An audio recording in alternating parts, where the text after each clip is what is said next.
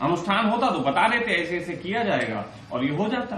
धारणा के विषय में कह रहे हैं कि कुछ मैंने सब बाहर से थोपा हुआ, सब चीज थोपा हुआ है यहाँ ही। लेकिन एक बात और है स्वामी जी, अष्टावक्र की बात भी गलत है, अष्टावक्र भी तो गलत है। अष्टावक्र को देखो, एक छोटी सी घटना है। अष्टावक्र के संबंध में एक कहानी कहती है कि अष्टावक्र बालक है और वो अपने राज्य में जाता है, वहां कुछ बहस चल रही है। राजा के यहाँ जाता है, उसके पिता कोई काम करते हैं तो वहां बहस चल रही है, तो वो शास्त्रार्थ में बीच में हिस्सा ले लेता है। उसको देख के लोग हंसने लगते हैं, हंसते हैं लोग। उसको देख के हंसते हैं। तो वो कहता है कि ये क्या तुमने चमार बैठा रखे। तो असल में क्या है, तार्किक रहा होगा, अष्टावक्र तार्किक रहा, मैं समझ गया।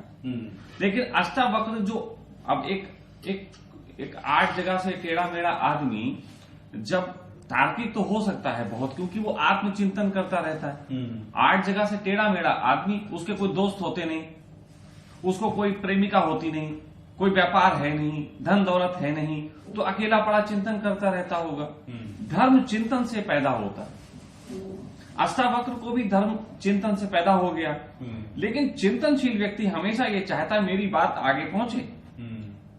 अब यहां पे अष्टावक्र जब वहां पहुंचता है और ऐसी बात कहता है, तार्किक तो कह देता है, पंडित गिर जाते हैं, राजा फंस जाता है, तो वो राजा से संवाद करता रहता है। लेकिन राजा से संवाद करते करते वो ये बात जान लेता है कि यही मौका है कि मेरी बात लोगों तक पहुंचेगी, और वो राजा को सबसे ऊंचा प्रलोभन देता है। और वो प्रलोभन होता है कि जा, तू जहां है वहीं पूरा हो गया। ये जो है ना कि तू पूरा हो गया यहीं पे, और राजा को कह देता है कि तुम तो यहीं इनलाइटेड हो गए। अब ये बड़े मजे की बात है, ये पुस्तक किसने छपाई? ये पुस्तक तो राजा ने छपाई ना। तो जो आदमी के अहंकार के सर्वश्रेष्ठ जाके चोट पहुंचाई, उसने पुस्तक छपा दी, इससे अष्टावक्र का नाम हो गया। लेकिन असली बात जो अष्टावक्र है, वो अष्टावक्र में भेद है। अष्टावक्र कह रहे हैं घर छोड़ने की जरूरत नहीं, घर में पाया जा सकता है। अष्टावक्र कह रहे हैं धन छोड़ने की जरूरत नहीं, धन से पाया जा सकता है। अष्टावक्र कह रहे हैं कि बीवी छोड़ने की, बच्चे छोड़ने की जरूरत नहीं, उसमें पाया जा सकता है। ठीक है, ना तो अष्टावक्र की बीवी थी और बच्चे थे, ना अष्टावक्र के पास धन था। ये तो वही हो गई जिसने तंबाकू खाई नहीं और वो कह रहा तंबाकू खाए बगैर काम हो सकता। ये अष्टावक्र तो बिल्कुल बात गड़बड़ कर दे रहा है। आपने देखा कि परसों मेरे पास वो फोन आया था और उस आदमी ने कही कि मैं धर्म का प्रचार इस तरीके से विपश्यना करना चाहता हूं। मैंने उसे डांटा। मैंने कहा तुम्हारी धर्म की शुरुआत कहां से हुई थी? तुम्हारी धर्म की शुरुआत हुई थी कि तुम बीमार थे, तुम्हें कुछ तकलीफ थी और तुम इलाज के लिए इंडिया आए अमेरिका से, और यहां आके तुमने थोड़ा योग वगैरह ध्यान वगैरह किया और तुम स्वस्थ हो गए। तो तुम अगर अब परमात्मा की बात करो कि तुम झूठे इंसान हो, तुम तो ये बात करो कि भाई शरीर का दर्द होता है, इन सब की बात करो। जो तुम्हारे अनुभव में गुजरा नहीं वो तुम करते कैसे हो बात? जो तुम्हारे अनुभव में गुजरा नहीं और वो तुम जब करोगे तो झूठी बात होगी एकदम, है ना। तो ये जो चीजें हैं थोड़ी सी भ्रम में डालती। तर्क तो किसी चीज का किया जा सकता है, लेकिन जिस चीज का हमें अनुभव नहीं होगा उसका अगर हम तर्क करते हैं तो कहीं ना कहीं कमजोर पड़ेगा और दूसरों को हानि पहुंचाएगा। अष्टावक्र ने हानि पहुंचाई। अष्टावक्र ने इतनी हानि पहुंचाई कि ओशो का सारा काम बर्बाद कर दिया अष्टावक्र ने। ओशो का काम पहले 10 प्रवचन सुनो, जब वो सन्यास की देशना की बात कर रहे हैं तब ओशो कह रहे हैं कि मैं चाहता हूं इस जगत में एक लाल क्रांति हो, एक लाल सन्यासी कपड़े पहन के हजारों लाखों घूमते दिखे। तब ओशो ऐसी बात कर रहे हैं। लेकिन बढ़ते बढ़ते बात आ गई अष्टावक्र पे और वो बोल पड़े ना बीवी बच्चों को छोड़ने की जरूरत है, ना कुछ छोड़ने की जरूरत है। तब लोगों ने कहा ये माला पहनने की जरूरत क्या है, ये कपड़े पहनने की जरूरत क्या है। मन की मक्कारियों ने अष्टावक्र को पकड़ लिया। तो वो जो मन की मक्कारियां थी अब उस पर तर्क देते देते फंस गए।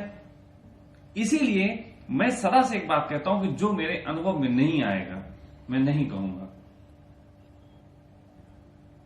हम केवल तमाशा करने के लिए किसी भी चीज पे बोल सकते हैं और बहुत गहरा बोल सकते हैं, लेकिन जो अनुभव में आया नहीं उसे क्यों कहूं? भाई होगा कहीं, हमें नहीं मालूम, हम नहीं कहेंगे, हम उतना अपराध नहीं झेलेंगे, हम तो अपनी बात कहेंगे। तो इसलिए अष्टावक्र, मैं ये नहीं कह रहा हूं कि घर में रह के नहीं हो सकता, मैं ये कह रहा हूं कि अष्टावक्र को सुन के नहीं हो सकता। तुम अपने अनुभव से बोलो ना, मुझे एक आदमी दिखाओ जिसे घर में रह के हुआ हो। घर में रह के कैसे होगा? घर में तुम बीवी से कहो कि मुझे आपसे प्रेम नहीं है, बस रह रहा हूं मैं, तो आप मेरे लिए वस्तु मात्र हैं, बस हो गया, तो घर बचेगा? पहली बात तो घर ही नहीं बचेगा। और अगर आपने कहा आई लव यू, मैं मरा जा रहा हूं, मैं आपकी मोह माया में हूं, तो फिर मोह माया में हो तो तुम अभी पूरे कहां? और सच्चा कह दिया तो घर कहां? तो बड़ा उल्टी बात है ना। अभी मैं बीवी से जाके, जैसे मैं हूं, आपने देख ही रहे हो, मैं कही देता हूं कि बाद में कैसा हो, मरो मरो, मैं क्या लेना देना। तो ऐसे में तो घर ही कहां बचा? ना सही है वो तो। और अगर मैं झूठ बोलता हूं, अगर मैं उल्टी बात कहता हूं, मैं मोह माया में हूं अभी सब, तो गड़बड़ है, गड़बड़ है। दोबारा माने नहीं, इसीलिए मैं इतनी सी बात कह रहा हूं, सब जगह पाया जा सकता है, लेकिन परीक्षा है। और परीक्षा की खासियत होती कि जो पेपर तुम्हें दिया जाता है, वो पेपर तुम्हारे हाथ में रह जाता है, और जो तुमने लिखा होता है वो चला जाता है। वो पेपर ही रह जाएगा, केवल वो प्रश्न ही रह जाएंगे तुम्हारे पास, उत्तर चले जाएंगे। इस जगत में, घर में तुम रह रहे हो, अब याद रह जाती, मैं पति था, मैं पिता था, मैं तोताराम का पुत्र था, मेरे पास वो प्रश्न रह गए, उसके उत्तर चले गए। उत्तर किसके पास है? संसार के पास। बाप को नहीं निभाया, पत्नी को नहीं निभाया, असली उत्तर तो वो है ना। मेरे पास तो प्रश्न बचे केवल, मेरे पास तो वही रह गई बातें। तो बात सीधी सी है स्वामी जी कि इस जगह सबकी परीक्षा है, और परीक्षा इसी बात की है कि रहना कीचड़ में है। कीचड़ का मतलब यही मोह माया का खेल, लेकिन कमल की तरह रहना, इसमें फंसना नहीं है। इतनी सी छोटा सा धर्म है, बस इतनी सी बात है, सच्ची सीधी सच्ची बात है कि मोह माया रहित संबंध धर्म है। अब ये बात बड़ी मुश्किल है। अभी प्रेमिका को आई लव यू ना बोलो, वो भी परेशान। बड़ी गड़बड़ ये है कि यहां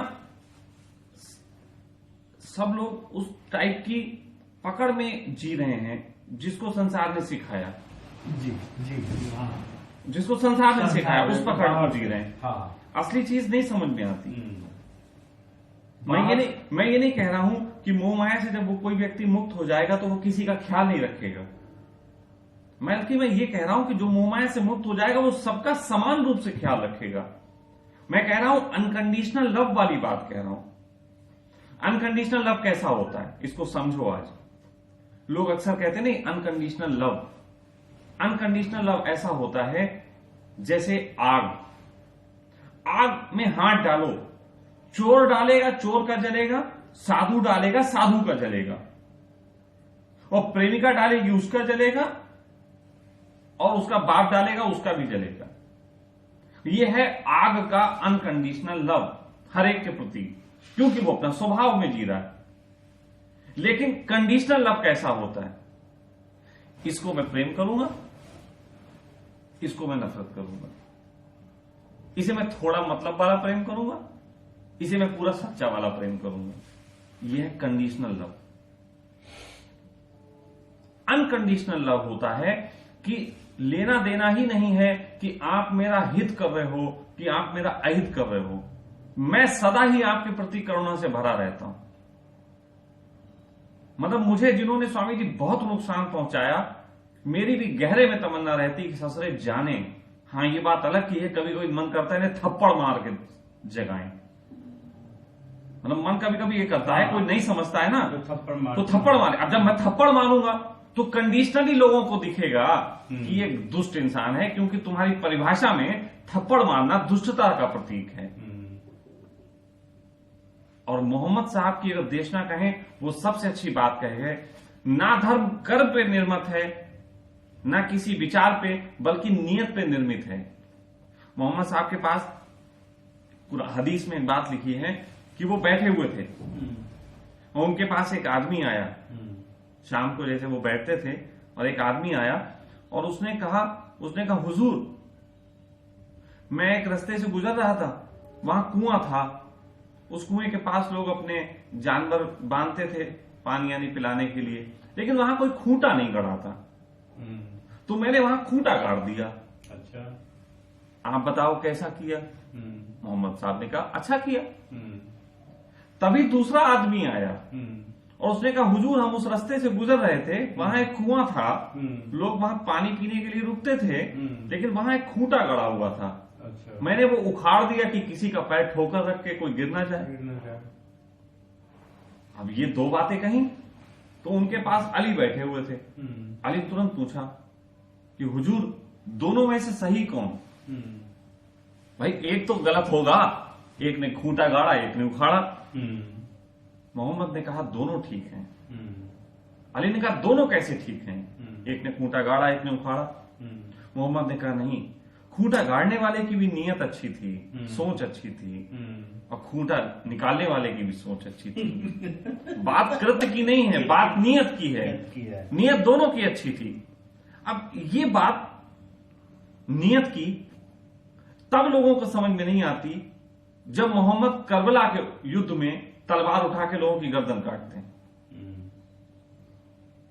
ये नियत की बात लोगों को तब समझ में नहीं आएगी जब कृष्ण ने सुदर्शन से गर्दनें काट दी। ये बात अगर आज मैं किसी के साथ सेक्स कर लेता हूं कि उसका भला हो जाए तो समझ में नहीं आ सकती। कई बार लोग ऐसा कहते हैं स्वामी जी ये सेक्स जो है गड़बड़ चीज है। मैं कहता हूं कत्ल गड़बड़ चीज तुम्हें नहीं दिखी? तुम कृष्ण को कत्ल करते स्वीकार कर सकते हो, मुझे सेक्स करते नहीं स्वीकार कर सकते। तो बात ऐसी है, नियत नहीं दिखती क्या है। नियत मुश्किल से दिख पाती है किसी किसी को। आपके देखे देखे ही मैं बच्चों को भी डांट रहा हूं, वाइफ को भी डांट रहा हूं, ख्याल भी कर रहा हूं, पीछे पीछे जा भी रहा हूं, अस्पतालों में भी चक्कर काट रहा हूं, सब कुछ कर रहा हूं, लेकिन मेरी नियत एक ही है। चाहे मेरी बेटी हो, चाहे ये हो, चाहे मेरी पत्नी हो, चाहे आप हो, चाहे कोई भी हो, मेरी नियत ये है कि ये व्यक्ति किसी भी तरीके से एक धर्म का स्वाद चख ले। स्वाद, सिर्फ स्वाद की बात है। और कुछ लोग स्वाद, कभी कभी क्या होता है जब प्रेम बहुत देने लग जाओ किसी को तब भी स्वाद नहीं चख पाते, कभी कभी पीड़ा स्वाद चखाती है। ये बात लोगों के लिए बहुत मुश्किल है समझना। ये मैं जानता हूं कि प्रेम से आसानी से स्वाद चखाया जा सकता है, लेकिन तुम्हारे समाज में प्रेम की ऐसी गलत परिभाषाएं हो गई हैं कि कभी कभी प्रेम से स्वाद चखाने चलो तो लोग उसको मतलब समझ लेते हैं। ये परिभाषाएं गलत हो गई। मैं किसी को बहुत प्रेम कर लूं तो कई बार लोगों को लगने लगता है कोई मतलब तो नहीं है। तो फिर भाई जो ऐसे प्रेम को नहीं समझ सकते उनको फिर पीड़ा ही समझाएगी। उनको अभी पीड़ा से गुजरना पड़ेगा, तब पता लगेगा कि प्रेम की वैल्यू क्या है। तो इसलिए ये जो चीज है कि आपने जो प्रश्न किया था कि अनुष्ठान नहीं हो सकता, अनुष्ठान नहीं हो सकता, वाकई मैंने उसका परेशानी वही है। यस, आप इसके लिए आप पूरे जीवन को आप जागृत होने के लिए परमात्मा आप पे बरस जाए, इसके लिए कोई अनुष्ठान काम नहीं करेगा। इसके लिए सिर्फ आपकी नियत काम करेगी। आप कृत्य कोई भी करे चलता रहेगा, नियत आपकी हर कृत्य में परमात्मा की होनी चाहिए, वही काम करेगी और कोई भी चीज काम नहीं करेगी। देखो एक स्वामी जी खेल है,